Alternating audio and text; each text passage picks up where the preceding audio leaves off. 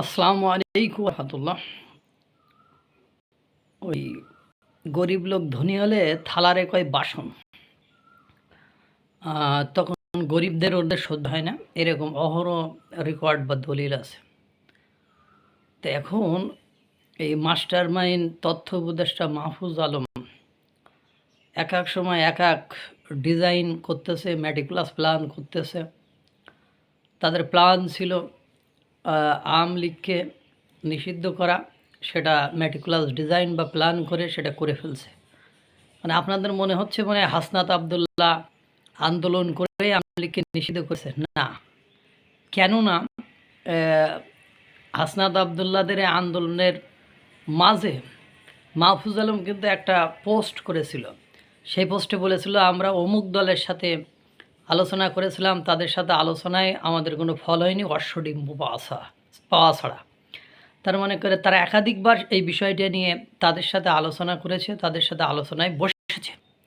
মানে কথাগুলো বুঝতে পারছেন? তার মানে এদের আগে থেকে ম্যাটিকুলাস ডিজাইন বা প্ল্যান ছিল যে বিপদগ্রস্ত করবে বা এদেরকে নিষিদ্ধ করবে। সেটা সব দলের বা অংশগ্রহণের মাধ্যমে, সব দলের চাওয়ার মাধ্যমে করতে চেয়েছিল, যাতে সরকারের একার ঘাড়ের উপর দোষ না আসে। কিন্তু তো যখন দেখলো তারা বিএনপি এবং বামপন্থী দলগুলোর কাছ থেকে কোনো রেসপন্স পাচ্ছে না, তখন তারা এনসিপি, জামাত ইসলাম, ইসলামী আন্দোলনের দলগুলো তাদের সাথে বা সিস্টেম করে তাদেরকে মাঠে নামিয়ে তারপরে এই ঘটনা ঘটিয়েছে।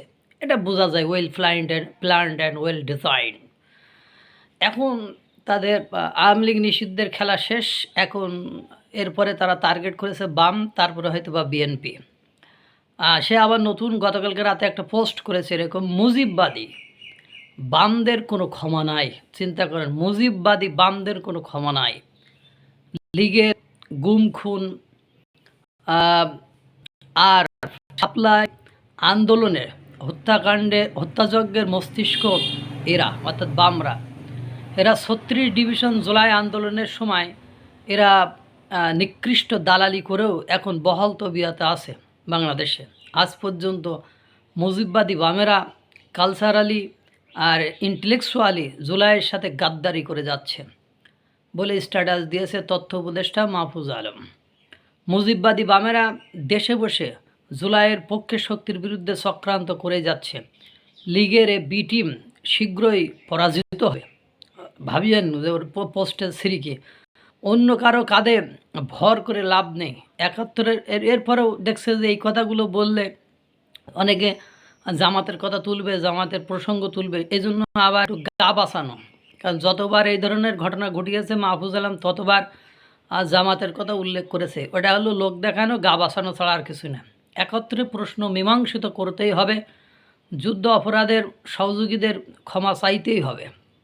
বাংলাদেশকে রাজনীতি করতে হলে পাকিস্তান পন্থা বাদ দিতে হবে। পাকিস্তান এদেশ চালিয়েছে, পাকিস্তান অফিসিয়ালি ক্ষমা আবার তদুপরি ক্ষমা চাইতে রাজি হলেও বাংলাদেশ সহযোগী এখনো ক্ষমা চাই। নিয়ে বিনিয়ে গণহত্যার পক্ষে বয়ান উৎপাদন বন্ধ করতে হবে। অর্থাৎ জামাতকে বলছে ইনিয়ে বিনিয়ে তারা গণহত্যার পক্ষের বয়ান উৎপাদন করে এবং সেটাকে পার পাওয়ার চেষ্টা করে। জুলাইয়ের শক্তির মধ্যে ঢুকে স্যাবোটাইজ করা বন্ধ করতে হবে, সাফ দিল নিয়ে আসতে হবে। এ হলো মাহফুজ আলমের স্ট্যাটাস। এখন কথা হলো মাহফুজ আলম কিন্তু প্রথম অংশে যেটুকু বলেছে ওটাই তার টার্গেট। এবং দেখবেন 2-1-এর ভেতরে এই ছাত্ররা অর্থাৎ হাসনাত আবদুল্লাহরা হয়তোবা এই বামদেরকে নিষিদ্ধের জন্য মাঠে নামবে। আপনারা খেয়াল করে দেখেন, এক এক সময় এক এক নতুন দল খেলে।